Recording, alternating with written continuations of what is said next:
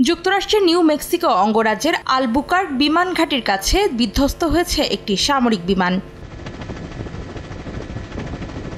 স্থানীয় সময় মঙ্গলবার দুপুর ২টা নাগাদ এই দুর্ঘটনাটি ঘটে। এতে অল্পের জন্য বেঁচে যান পাইলট। বিশ্বের সবচেয়ে উন্নত মডেলের এবং শক্তিশালী যুদ্ধ বিমান F-35 বিধ্বস্ত হয়। স্থানীয় সংবাদ মাধ্যমের দেয়া তথ্য মতে F-35 যুদ্ধ বিমানটি আলবুকার্ক বিমান ঘাঁটি থেকে সাউদার্ন ক্যালিফোর্নিয়ার এডওয়ার্ডস এয়ারফোর্স ঘাঁটির উদ্দেশ্যে রওনা দেয়। তবে উড্ডয়নের কিছুক্ষণের মধ্যেই দেখা দেয় যান্ত্রিক ত্রুটি।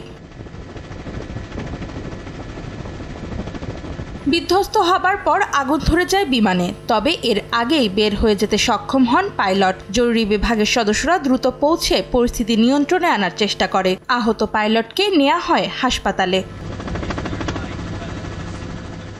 অন্তরা সেন, সময় সংবাদ।